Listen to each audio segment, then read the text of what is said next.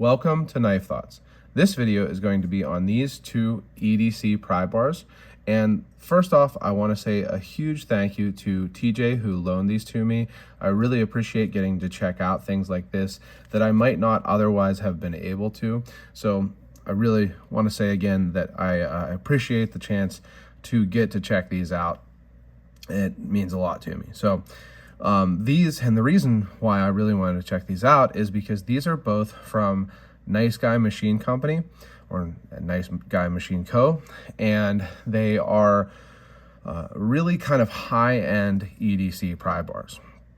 And so a little bit of background, I have actually had EDC titanium pry bars for a while.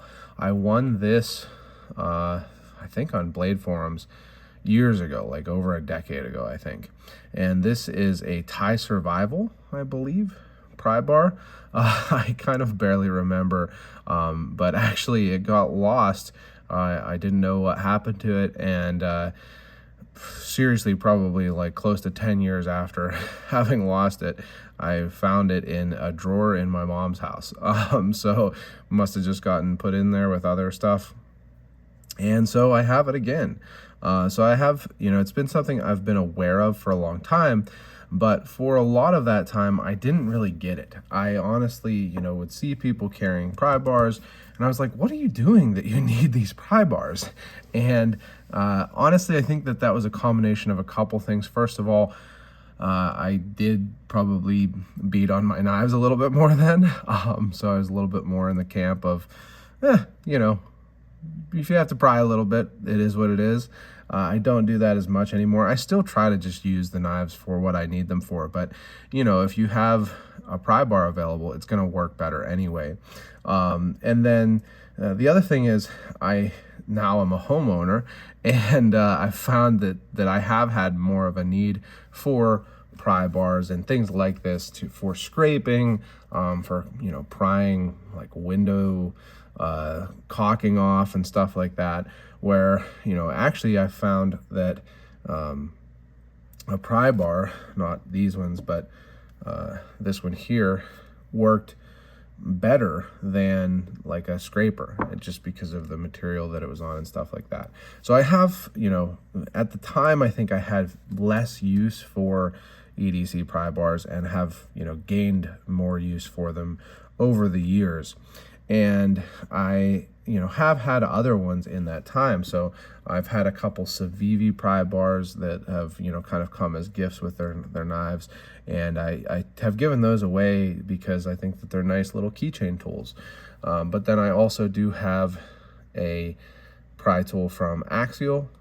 This is one that I carried and used for a while.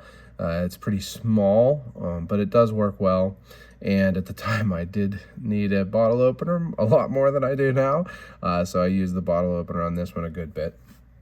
But then I got this.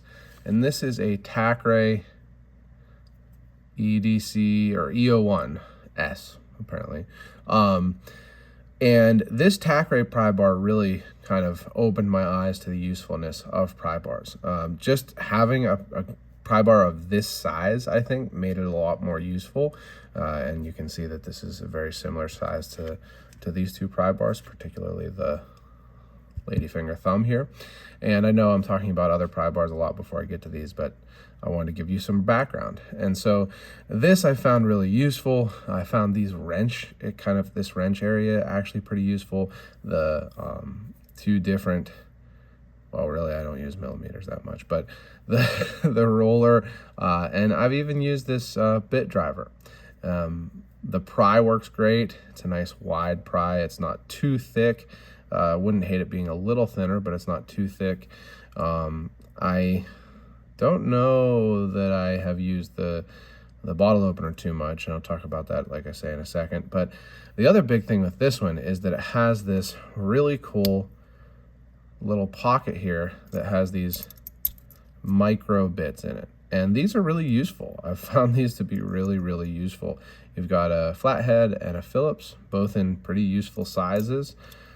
For like, I used it on a thermostat a couple times, and computer, and then a T6 and a T8, which is super useful if you are a knife enthusiast, because those are the most common sizes. So I found this to be really useful. My brother actually ended up getting one and carries it every day now, I believe. So it kind of, opened my eyes to the usefulness of EDC pry bars, but I really would like to get one that's made in the USA. They're kind of hard to find, honestly. Most of them, even from USA companies, are made overseas, and that's fine. If you watch my channel, I have no problem, with things being made overseas.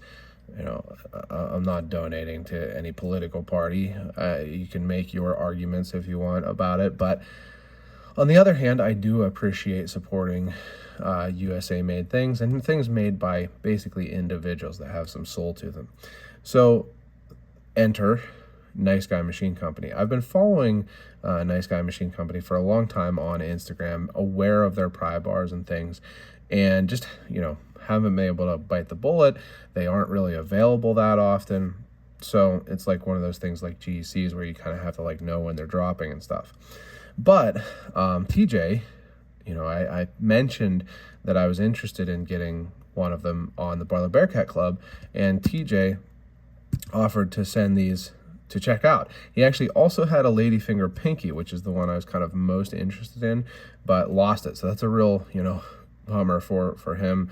I feel bad about that. I hope he's able to get another one. They do have some dropping soon. I don't know exactly when this video will go up, but probably after this video goes live on Monday, July, is it 8th?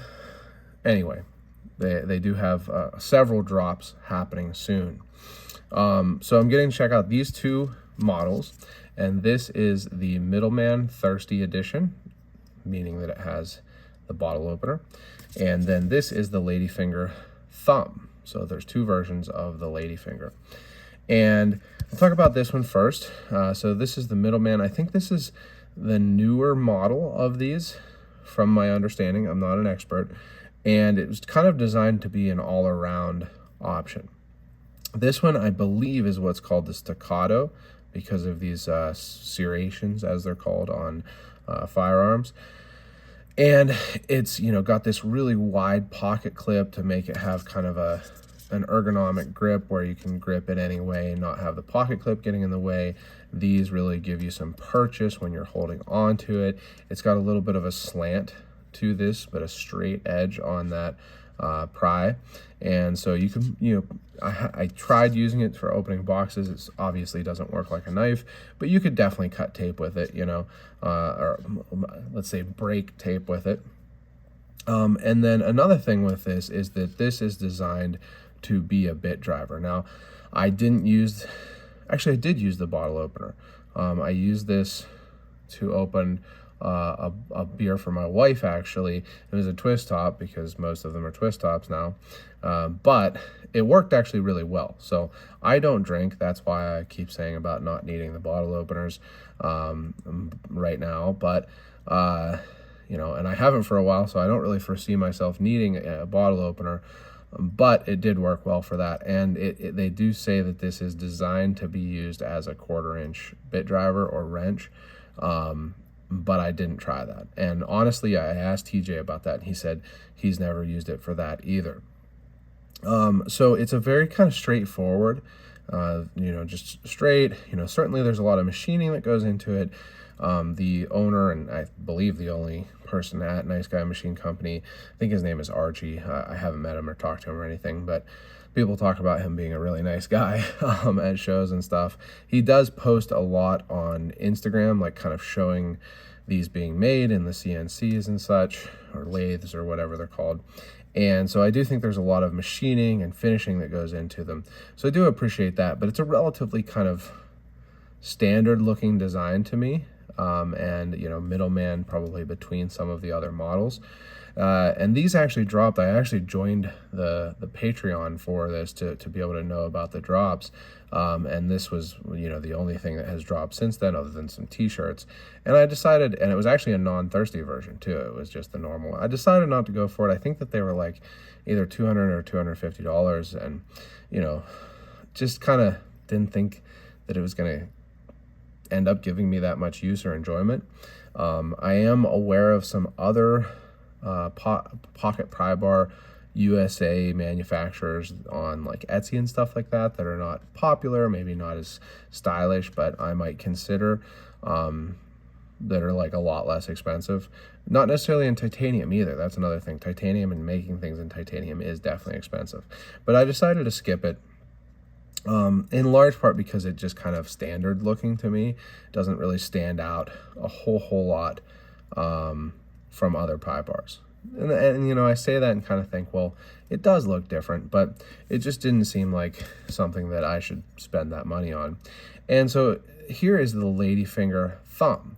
And actually, the model that I have been most interested in is called the Ladyfinger, but I think they call it the Ladyfinger Pinky now. I think it was the original version of the Ladyfinger. And it's much smaller. And like I say, TJ had one. He said he really liked it, but unfortunately lost it. And it's a small pry bar. My intention when I originally kind of decided I was going to get one of these was to get it, to have it in a kind of EDC wallet where I had a light and a pry bar. And the other thing is I don't really think I'm going to do that anymore. I think I'll just have the, you know, pry bar that I have and carry one separately or something. But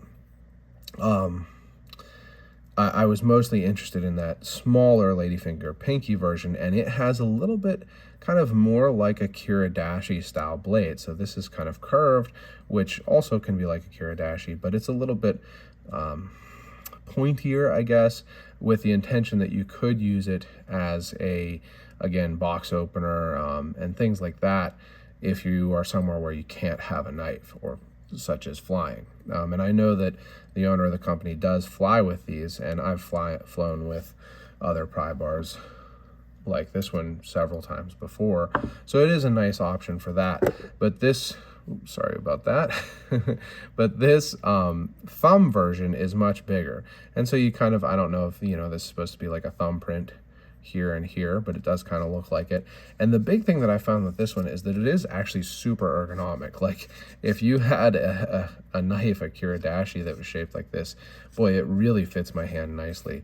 Having the finger in this kind of scallop here really feels good in the hand. And honestly, I kind of like do think I would enjoy this one.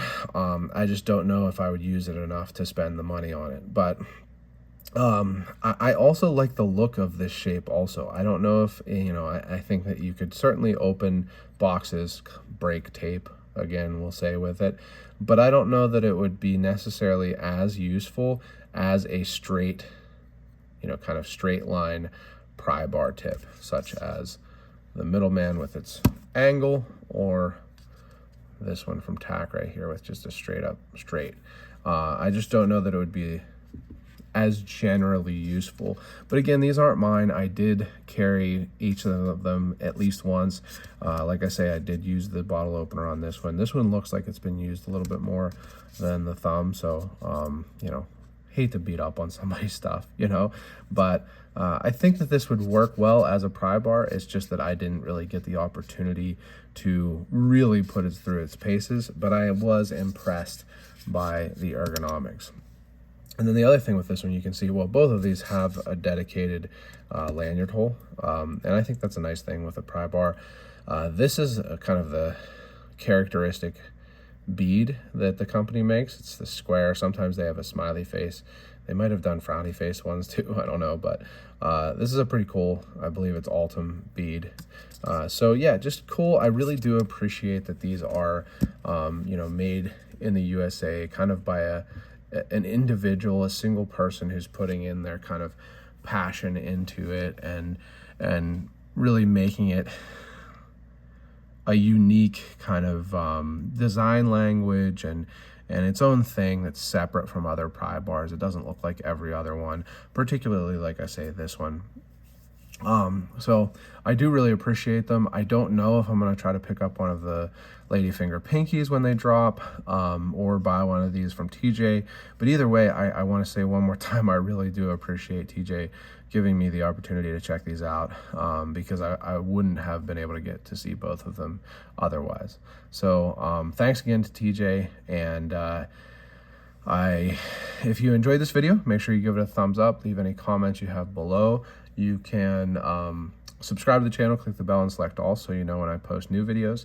Check out my website, knifethoughts.com, where I post articles on knives, EDC tools, and other related topics. And last but not least, as always, don't forget to go out and do good.